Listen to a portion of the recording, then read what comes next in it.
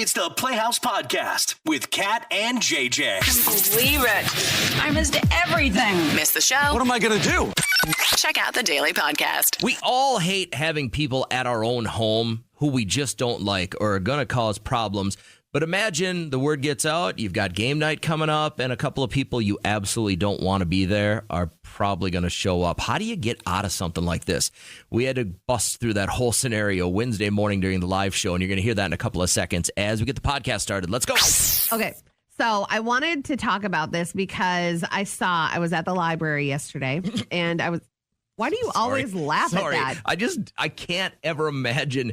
You were the most made fun of, picked on kid in that out of anybody I know. Just for my looks, not because I was a dork. But your judgment as an adult for people that hang out at libraries is disgusting. I can't imagine there is going to be a day the rest of my life where I walk into a library. And why do you go? They don't want you. Your photo's up there, actually. I saw it. Why are you going? I went there because I had to quietly read all of these scholarship submissions for our town festival. You can't do that at home? I didn't want to go all the way back home. And I didn't want to sit in my car. I wanted to be comfortable. And they have oversized chairs. I wanted to be comfortable. Why wouldn't you do this at a Starbucks? Put a Starbucks in my town. Listen, anyways, you think you have all the answers. Sorry, go ahead, anyway, these two girls from middle school walked over after school got out. They sat down at the puzzle table and they had the best time. And they were whispering and talking about boys. And I'm like, that is the cutest friendship I've ever seen.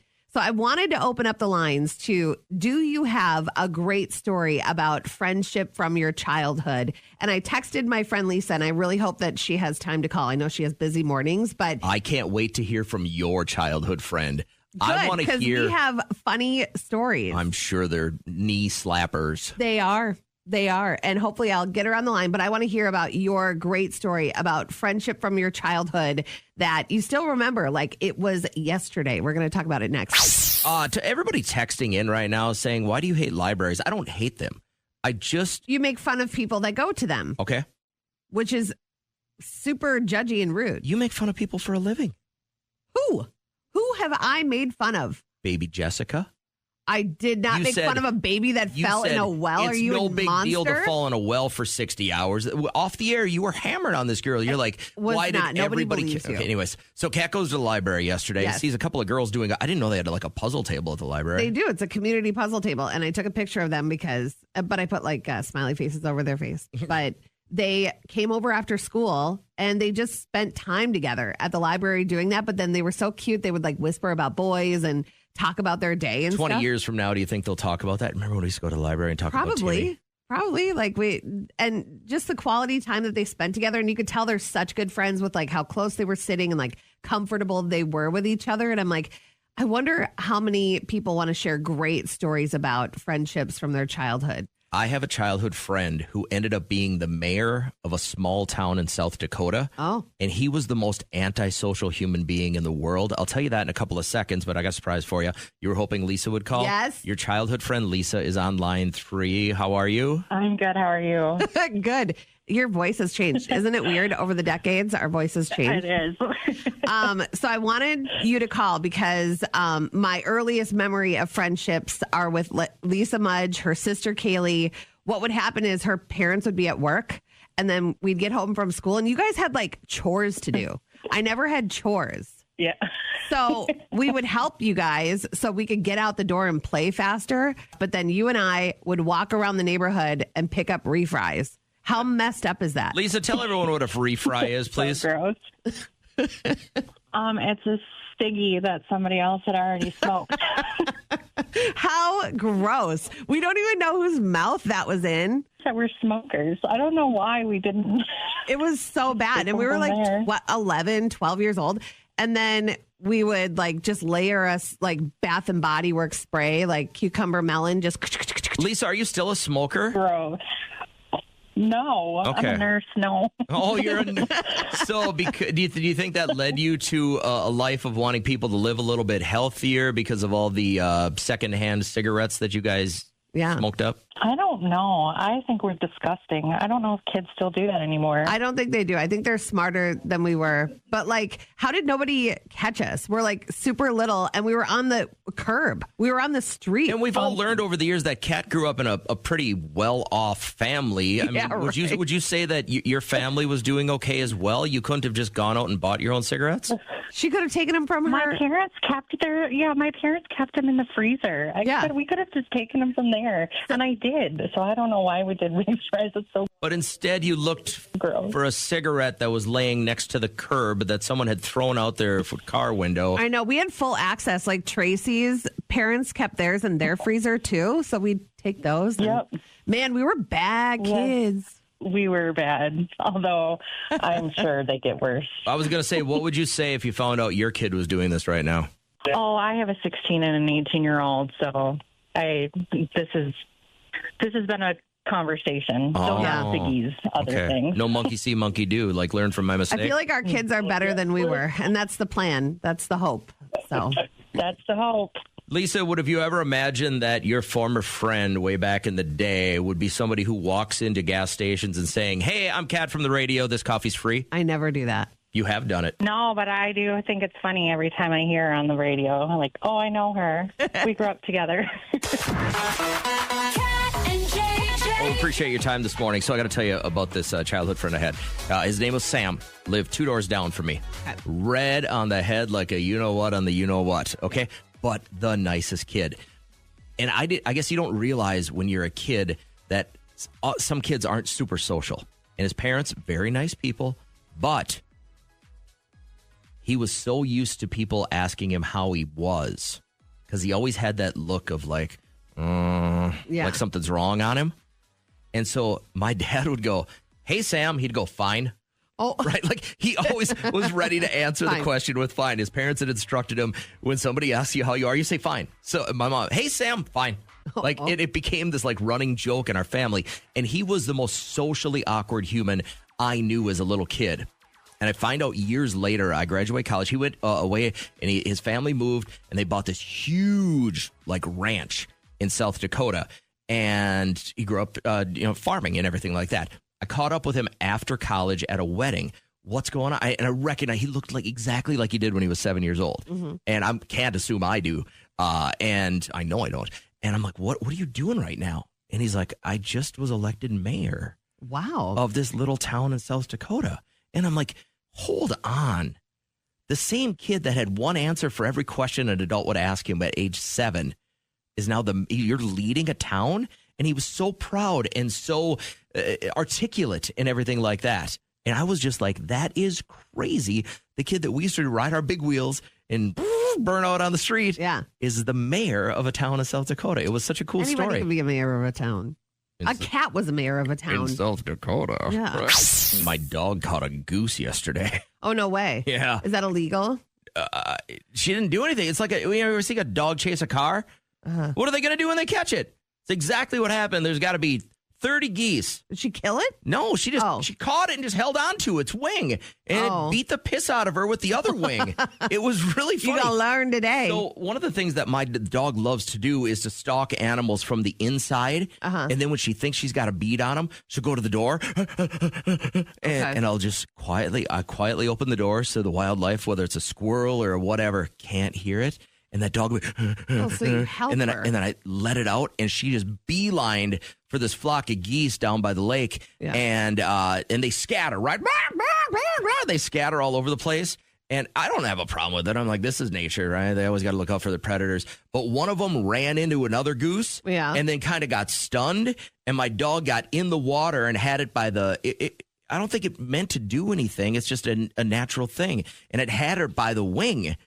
And she just turned the other wing and just started pounding. And my dog backs out and just kind of looked at him like, "Wait, you can fight back?" Yeah, it was really, really remarkable. Have you ever eaten goose? Yeah, I've had goose. I've had the turducken, but with the goose. Okay, yeah, and it's good meat. But then the next time, and so what they'll do is they'll go under the water, and then when everything calms down, they'll come back on the beach. And the next time I let the dog out, she just slowly walks out, looks at him, and then starts looking around for something else to do. Like, smart dog. Learned her lesson. You get hammered on with a left hook by a lady, and then you don't do it anymore. What'd you forget to tell me? I sold my table. Oh. They're coming on Friday to pick it up. What'd you get? $200. Okay. Finally. So the transaction has gone through. It is official. You're paid. I checkmarked sold. It felt so good to do that. Now, what do you just have left, the recumbent bike? Yeah. Yep. And that'll go too. I feel it. It's going to be my week. What's wrong with it? The tires are busted. You just have to put new tires on it. Go to Eric's. Who cares? Quick fix. Why didn't you then? Steal of a deal. Because I want to get a new one. And the handle is a little gooey. Like, this handle is good, but like the... All right. Everybody's texting in. Didn't you just out this girl by saying her name is Emily? Sometimes we do think ahead and change somebody's name like this, so it's really not her name. Oh, it's not? Okay, never mind. I guess it really is. Anyway, whatever. We don't know what town she's in. There's a lot of Emilys out there. So she had emailed us yesterday, and she said, we have game night that we're starting up. Our close group of friends, we do it. We take off the busy winter months and then start up spring, summer. Drinks, snacks, games. The kids play downstairs. But one of our friends blabbed to another woman that we all know, and now she and her husband want to be a part of it. So her husband can say very inappropriate things. She's so boring. I know this is kind of mean, but I just don't want them to ruin the vibe. No one knows how I feel. Should I just leave it? April texted in, just invite her anyways. You can always tell the guy to mellow out about things. Yeah. Some people don't take that advice very well. Speaking of advice, Dana, you got some here? So I guess my advice, if I was in the same situation, would be to tell them maybe that we had a pre-planned agenda for the game night and we already have a set number of people that we need for the game. Yeah. And that we're not able to include them this time, but maybe in the future. It's kind of like you can't sit with us today. Exactly. And not like trying to be rude about it, but like we've already prearranged this and like it won't work this time, but let's hopefully be able to do it again in another time. And then just kind of casually keep pushing it off. I also don't think they'll know about it if they don't know about it. Yeah, like just don't post everything you do and nobody's in your business. Exactly. Like keep some things to yourself, you know? You don't have to post it. No one has to know everything. Yeah, good call. Thursday, you can open Kat's Cash Cube. You can guess the secret sound. You can win $400 with Coulda, Shoulda, Woulda, and you can get on with Psychic Kim. Free psychic readings start at 7:30 Thursday morning during the live show as we wrap up our podcast right now. We've got email. Yes, we do. Email from Emily, and it has to do with game night, which I would love to be a part of. I wonder why I passed over that subject line. We have game night that we're starting up again with our close group of friends. We always take the busy winter months off and start up spring, summer. Drinks, snacks, games. The kids play downstairs. One of our friends blabbed to a woman that we know, and now she and her husband want to be a part of it. Her husband can say such inappropriate things. She's pretty boring. I know it's kind of mean, but I just don't want them to ruin the vibe. No one knows how I feel. Should I just leave it? I don't know if you want to be the one that it gets back to her. I don't know what kind of town you live in. If it's a small town. Damn woke. I would invite, if this guy says inappropriate things, top of the invite list. Great stuff to have around. There's inappropriate, and then there's like uncomfortable inappropriate. Like there's funny inappropriate where obviously all of you know personalities, but then there's like uncomfortable inappropriate people that just kind of ruin a vibe. Those guys make my day. I wonder why this person blabbed about it. I mean, maybe it wasn't even a blab. Probably maybe it was like, I'm so excited we're starting game night up. But then that's also like, hey, are you going to so-and-so's party? And you don't know if that person is invited. You kind of keep that to yourself, you know. What would you do here? If it's such an intimate group, I would not say anything. I wouldn't want it to get back to this woman. No one out there needs to know what goes on up here. Like, this is kind of a dangerous zone. And I like to keep stuff in my head. I don't want to hurt people's feelings. It's the last thing I would ever want to do. Well, how do you keep them out now? What if they show up? Yeah. Then it is what it is. That's the big question. How do you keep these people out now? You don't want them around? I mean, what's your angle? You don't have to have them at your house, Emily. Like, I don't know what the deal is if you guys bounce between houses or if it's always at someone's house. But if it's at your house, you do not have to have anybody come to your house that you don't want walking through that front door. You can make your own rules for that game night. But if you go to somebody else's house that's hosting, you really don't have a say. And that's okay. Those are rules for parties. You don't have a say of who invites who to parties. If this was you, what would you do? Will you hit us up real quick? I'm just looking for a little bit of advice we can pass along. Hey, good morning, and I appreciate you rolling with the Playhouse. It's Kat and JJ. What's up? A beaver in Canada caught trying to steal firewood, just trying to build his home. You know, he's got a wife waiting, and she's like, listen, you have to do this. Honey, you've been on the call all day. You promised me that you would build this when we got together. And so they're trying to figure out where all this wood has gone. We try to have a little bit of fun with things when we can. You know, obviously there's a lot of sad things with police work. And so when something, you know, interesting and fun like this happens, we try to make note of it too. If you're around Hannah, you don't see a lot of trees, so I would imagine maybe there was a shortage and maybe he wanted to pick up some firewood. I was curious because, like, I get how a beaver works. And they have to constantly be gnawing on something or their teeth grow over their bottom jaw and then they'll starve. Yeah, same as a mouse. That's why they're always gnawing at wood. I did not know that. You didn't know that? Yeah. So beavers' teeth are constantly growing. If they're not gnawing on something to wear them down, they will grow over their bottom jaw and they'll starve to death. Wow. Yeah. That is crazy. So I was wondering why the beavers aren't just getting trees instead of trying to get wood. So they're getting wood to keep gnawing that back, not necessarily to build something. They just have over the years developed into, that's what they do, is they dam things up, they build their homes there, but they constantly are gnawing and chewing on stuff. The nonsensical trivia that you have, and you can't, if I asked you what we talked about yesterday on the show. No idea. No idea. Look, but the CTE gets to some of it. Yeah. But not all the of beaver it. trivia. Not the good stuff. Thank God for that. What are you an absolute sucker for? You can't say no to it. Good morning. It's Kat and JJ. I was at the gas station yesterday, and I reached for the last chicken sandwich, and a guy grabbed it, and then he looked into my soul, and he goes, oh, I'm a sucker for these. Yeah. And I was like, damn it, you're going to take that on me? What is something you just can't pass up? You're an absolute sucker for. You can't say no to it. Deviled eggs. And they only come around my life but twice a year. It's really just like Thanksgiving and Christmas. So you get 2 months worth of deviled egg bliss. Yeah, but I'll be like 12 halves deep. I'm like, that's 6 eggs. That's crazy. I'll have to check myself, and then I walk by it again. And I make such good deviled eggs, and then they're got the little paprika and everything on it. You know how your phone is always listening to you? I know it is, because I'll have one and I'll do like like I'll eat like that. I'll be like, I love deviled eggs. And then I started getting these things on my Facebook feed for deviled egg flights. Have you seen these? Yeah. Where they My like grandma dress used them to up, have some of those. avocado, like a really? Yeah, she would do like different she ones? would do different, like a variety of them. I mean, there was like a maple bacon one. Yeah. There was an avocado one. There was a spicy Nashville hot one. I'm like, what is happening in my world? She used to get spicy sausage and grind it up and then put it on deviled eggs. Wow. Yeah. Yeah. So I am a true sucker for deviled eggs. I am a sucker for any deep dish pizza. Okay. I can't say no to it. Even if it's got toppings on it that I probably don't like, I will at least try deep dish pizza from anywhere. My wife likes the thin crust, so we battle on that all the time. But if it's deep dish, I would do some really unchristian things for some. I don't know if I'm a deep dish girl. I'm a Chicago style girl. Whatever that buttery crust is in the metal pan. Yours is not. Yours is like sauce on top, right? Is that what you're saying? Like a Giordano's? Yeah, like that. But like even if it's not Chicago style, if it's deep dish, if it's thick.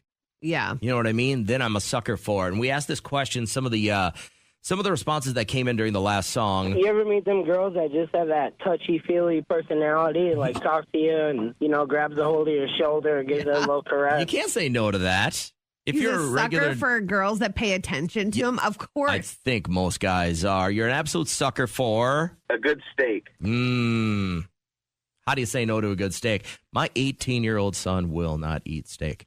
So my in-laws they bought this new deep freezer. It is massive. It's the size of a car. It's in their garage and it's stocked full. They bought half a cow. They bought all this stuff. So they have porterhouses. And Derek took a couple the other day. Yeah, buddy. Threw them on the grill. I mean, it was like the fat. I love the fat. Did you pan sear those suckers first? No, he just. Oh, get out the metal pan. Yeah. Throw the cast iron grill or the cast iron pan. Throw that on. About a half a pound of butter in there and slap it on and just let it sear for about 30 seconds. flip it over, and then slow grill that sounds thing. Amazing. Woo! So as I was on my way into a baseball game yesterday, I stopped by the gas station. I'm like, I got to get something for my belly. And so I got some sunflower seeds and a bottle of water. And as I'm like, man, chicken sandwich sounds good about right now. And the guy right in front of me takes it and stares at me and goes, I'm a sucker for these. And I'm not a fighting man, but I probably could have taken that guy out for that chicken sandwich if it wouldn't have caused a ruckus. You got a little thing for chicken sandwiches. I get it. Love me a chicken sandwich. Tina, what's one thing you absolutely cannot say no to? It's like you just can't walk away from it.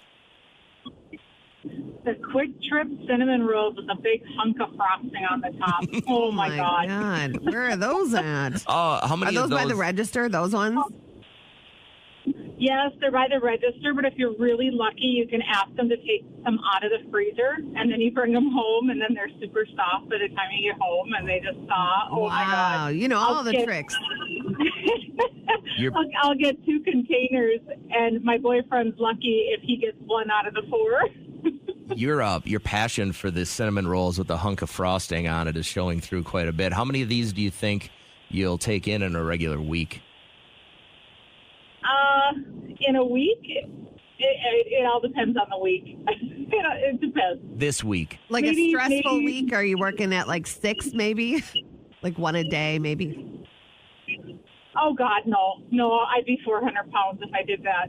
No, I would say, well, this weekend I already have it planned. I'm going on Saturday morning. It's kind of a rough week, so. Oh. You got a plan. You just want to curl up with your coffee and your cinnamon bun and just work through your feelings. I get it. That's right. I That's love right. it. And then you take the roll and you dip it in the hunk of frosting as you're eating. Oh, my God. It's so good. You gotta say it slower. You're the best. Thanks for checking in, Tina. I really appreciate this. Have a great morning.